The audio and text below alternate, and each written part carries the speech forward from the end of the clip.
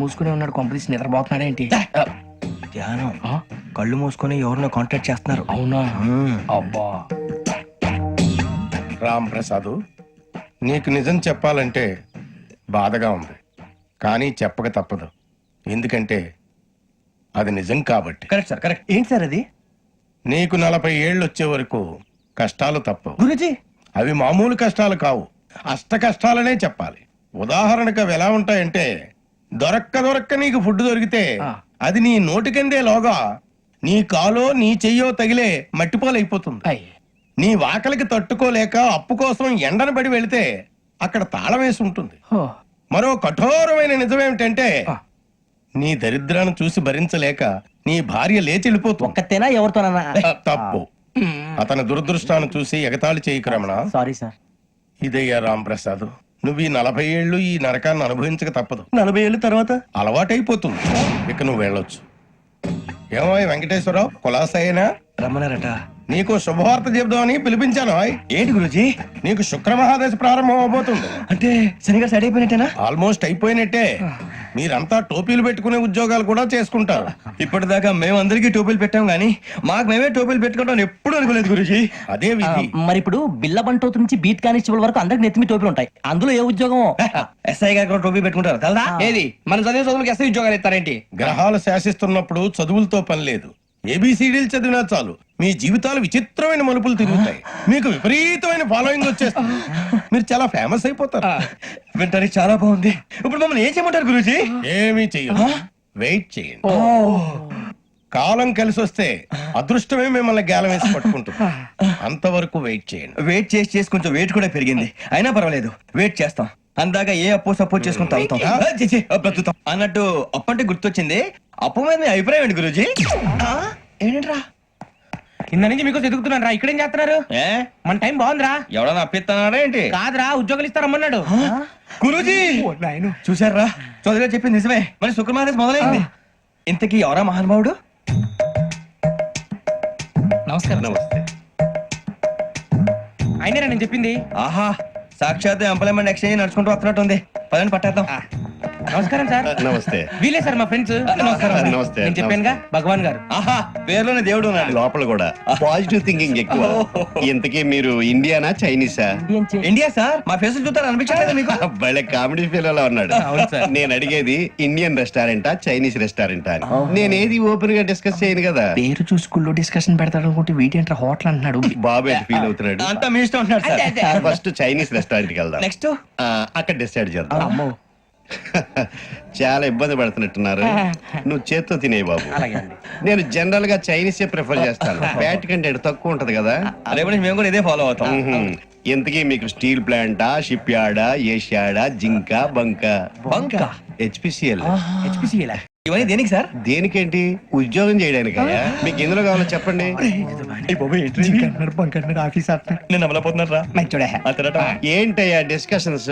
మాకు నీ ఛాయిస్లు ఉంటాయి అనుకోలేదు. మీరు సడన్ గా జింకు బంకు అంటే సింక్ అవడానికి కొంచెం టైం పట్టింది.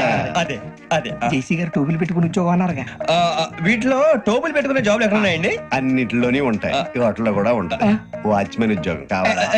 ఇంతకీ మీరు అనే జాబ్ ఏంటి సార్? నేను చెప్పేది టోపులు పెట్టుకునే ఉద్యోగం కాదు, టైల్ కట్టుకునే ఉద్యోగం. అది టైల్ కట్టుకోవటం మాకు రాదు. వాళ్ళు కడతారులే. ఇంతకీ మీకు జిఎం కావాలనా, ఏజిఎం కావాలనా? అతను పిలుస్తున్నాడు చూడు బాబు. జిఎం అడిగితే ఎలా ఉంటుందంట? ఏజీఎం అంటే వెంటనే కొంచెం పెద్దదిగా ఉంది. ఏజీఎం ఇప్పించండి సార్. అనుకున్నాను నువ్వు ఇది అడుగుతావని. జిఎం అంటే జనరల్ మేనేజర్, ఏజిఎం అంటే అసిస్టెంట్ జనరల్ మేనేజర్. తూచండి, మాకు జిఎంఏ కావాలి సార్. అది సరే కానీ భగవాన్ జీ, ఈ ఉద్యోగాలకి టోపులు పెట్టుకుని వెళ్ళొచ్చా? నీ ఇష్టం వచ్చినట్టు వెళ్ళొచ్చమ్మా. అయితే నాకు జింక్ లో ఇప్పించండి. నాకు స్టీల్ ప్లేట్ నాకు బంకులో గానీ. కన్ఫ్యూజ్ చేయగానే ఆయన్ని అందరికీ ఒక చోట ఇప్పించండి సార్. కలిసి పని చేసుకుంటాం. జీతం ఎంతండి? 30,000 అంటే 40,000. వడ్డీ ఎంత? అప్పు కాదయ్యా, నీకు ఇచ్చే జీతం. అంటే తిరిగి ఒక్కలేదా? ఫ్రస్ట్రేషన్ లో ఉన్నట్టున్నాడు. అవునండి. నువ్వు ఇచ్చిన వాళ్ళు తీసుకోరు. మాకు అవసరం కూడా అదే. అంతేకాదు ప్రతి నెల గ్రాట్యుటీ, పిఎఫ్, సిఎఫ్. బియ్యం కూడా సార్? నువ్వు యాక్ చేస్తావా? భగవాన్ జీ, మీరు ఇదంతా ఎందుకు చేస్తున్నారు? ఊరికే మాత్రం కాదు, నేను మంచోడని చెప్పి నా కారు పెట్రోల్ లేకుండా వెళ్తుందా? వెళ్దాం. నేను ఇచ్చుకోవాల్సినవి ఉంటాయి కదా. కదా. ఇలా చూడు, అందుకని ఉద్యోగానికి వాళ్ళ ఆకారం తీసుకుంటా. మా గెటబుల్ చూసి మీరు అపార్థం చేసుకుంటున్నారు. మాకంత పొజిషన్ లేదండి బాబు.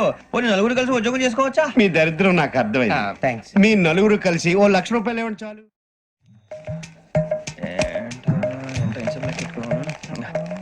ఇవ్వండి. భగవాన్ జీ మీతో నాకు కుదరదండి, మీరు తేడా మనుషుల్లా ఉన్నారు. చూడటానికి అలా కనపడతాం కానీ తేడా మనుషులు కాదండి. ఇది ఎంతో లెక్క పెట్టండి. 5,000 తగ్గిందండి.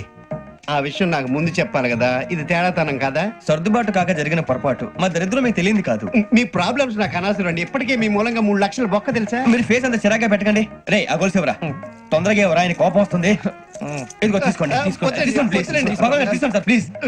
భగవాన్ గారు మీ కోపం తగ్గిందా? కోపం కాదు వెంకటేశ్వర గారు, ఎందుకో భరించలేను, అది నా బలహీనత. ఇవన్నీ వదిలేయండి, ఇంకోసారి పొరపాటు జరగదు. మేము ఎప్పుడు చేయాలో చెప్పండి, కొత్త బట్టలు కొనుక్కోవాలి. మీరు ఆ పనిలో ఉండండి. పొద్దున్నే గుడికి వెళ్ళి 9:30 కల్లా, మొన్న వచ్చారే ఆ ఆఫీస్కి వచ్చేయండి. మీ అపాయింట్మెంట్ ఆర్డర్స్ రెడీగా ఉంటాయి. 8:30కి వచ్చేస్తాం. మీరు వచ్చిన వాళ్ళ తలుపులు తీరు.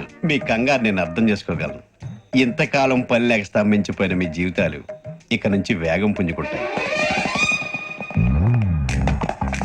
ఆయన ఉన్నారా? ఎవరు? భగవాన్ గారు. మీరెవరు? ఆయన క్లోజ్ ఫ్రెండ్స్. సరే లోపల రండి. పదా? సార్ వీళ్ళు భగవాన్ క్లోజ్ ఫ్రెండ్స్ అంటారు. సరే నువ్వు వెళ్ళు, నేను మాట్లాడతా. సార్ మీరంతా భగవాన్ స్నేహితులా? అవును, అలాంటి స్నేహితులు ఉన్నందుకు గర్వపడుతున్నాం.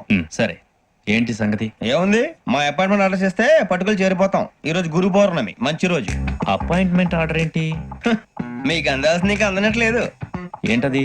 ఏంటంటావేంటి? ఒక్కోడు 25,000 ఇచ్చాం. భగవాన్ గారి హెల్పింగ్ నేచర్ కాబట్టి తక్కువ రేటుకి ఒప్పుకున్నాడు. ఇంతకీ ఇది ఏ ఆఫీసో మీకు తెలుసా? తెలుసుకోవాల్సిన అవసరం మాకు లేదు. కానీ చెప్పాల్సిన అవసరం మాకుంది. యాంటీ కరప్షన్ బ్యూరో, అంటే అవినీతి నిరోధక శాఖ. లంచం తీసుకోవటమే కాదు, ఇవ్వటం కూడా నేరం. మీ భగవాన్ గారు ఒక 420.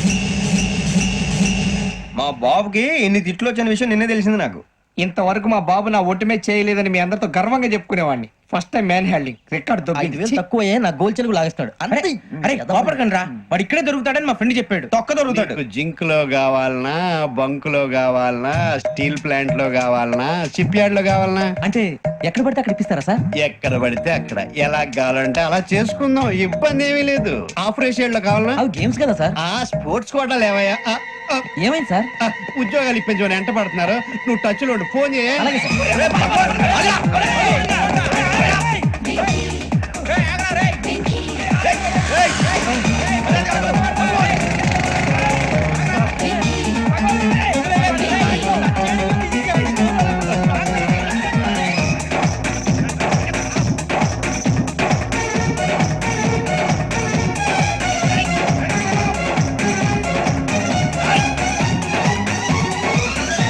On your mark set go.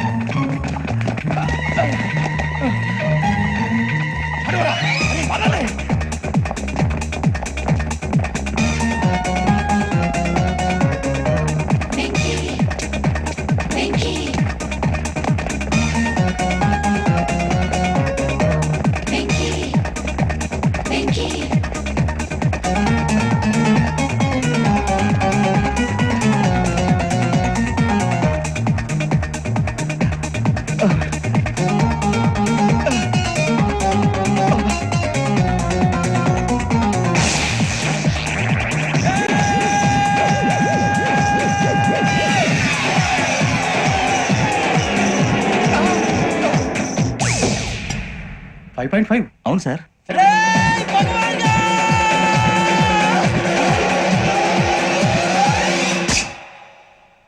Great.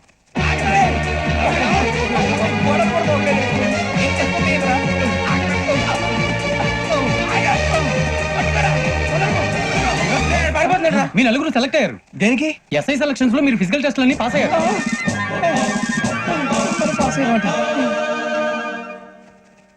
కానీ మేము అప్లై చేయలేదు సార్. అప్లై చేయలేదా? చేయి వదలకండి సార్, కాలు పట్టుకోవాల్సి వస్తుంది. రాగరాకు వచ్చిన అవకాశం. సరే మీరంతా డిగ్రీలు పాస్ అయ్యారా? ఎప్పుడో. ఓకే, ఇప్పుడు అప్లై చేయండి. Thank you sir. నేను మేనేజ్ చేస్తాను. Thank you sir. మీరు రిటర్న్ టెస్ట్ ప్రిపేర్ అలాగే అవ్వండి. సార్. All the best. రేయ్, ఈ పరీక్షల్లో సమాధానాలని ఏబిసిడ్యూల్లోనే ఉంటాయి. ప్రతి ప్రశ్నకి 4 ఏదో ఒకటి కరెక్ట్ ఆన్సర్. ఏది కరెక్టో మనకు తెలియదు కదరా. నీకు ఏబిసిడ్యూల్ తెలుసు కదా? తెలుసు. అయితే కళ్ళు మూసుకుని 4 ఏదో ఒకటి రాసుకుంటూ పోతాం. మన అదృష్టం బాగుండి అవి కరెక్ట్ అయితే పాస్ అయిపోతాం. ఎస్ఎల్ కూడా అయిపోతాం. వారిని ఏబిసిడీలు వస్తే ఎస్ఐలు అయిపోతాం అని తెలిస్తే నాన్న కష్టాలు పడి డిగ్రీలు చేసేవాళ్ళం కాదు కదరా. రెడీ, స్టార్ట్ చేద్దాం. నీ ఇష్టదేమో ఆంజనేయ స్వామి. వేసుకో. నీ ఇష్ట పొలిటీషియన్ వాజ్పేయి. ఏబిసిడీలో రావాలి, నేషనల్ లెవెల్లో కాదు, స్టేట్ లెవెల్లో ఏడు. స్టేట్ అయితే చంద్రబాబు నాయుడు. సిఎస్కో. నీకు ఇష్టం క్రికెటర్ ఎవర్రా? Mister dependable. ఆడేవడరా? ఓ నీ క్రికెట్ లో విజ్ఞాన ప్రదర్శనలో ద్రావిడు. డిఎస్కో. వేసావా? నీకు ఇష్టమైన నటుడు? బాలకృష్ణ. సమర్సింహారెడ్డిలో డీటెయిల్స్ వద్దు, బిఎస్కో. అయిపోయిందిరా, అందరూ దీన్నే ఫాలో అవ్వాలి. రాత్రికి ఏబిసిడీలు బాగా బట్టి పట్టండి. అందరూ ఏవే ఆన్సర్లు రాయాలి. మునిగితే అందరూ కలిసి మునుగుదాం. అయినా గురువారం పాటు గురుమేట్ల మీద కూర్చొని రాసింది ఖచ్చితంగా జరుగుతుందని జేసీ గారు చెప్పారు. మన ప్రయత్నం మనం చేద్దాం, మిగిలిన వినాయకుడి మీద వదిలేద్దాం. ఆయన కూడా ఏదో పని ఉండాలి కదా.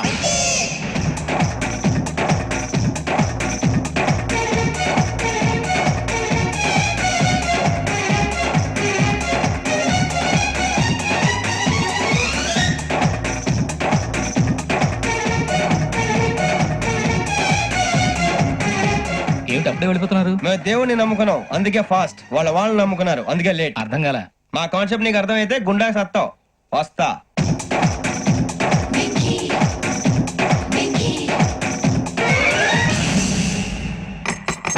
అరే మనం అనుకున్నదంతా అయిపోయింది. అరే, మనం అనుకున్నదంతా జరిగిపోయిందిరా. పొద్దున జిరా తెప్పించకండి. ఎవరు పోయారు? నీ దరిద్రం పోయింది. నువ్వు ఎస్ఐ ట్రైనింగ్ కి సెలెక్ట్ అయ్యావు.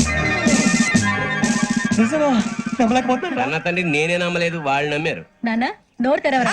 వాడు ఇంకా మొహం కడుక్కోలేదమ్మా. వాడికి ఏం కొత్త కదమ్మా, నువ్వు పెట్టవే.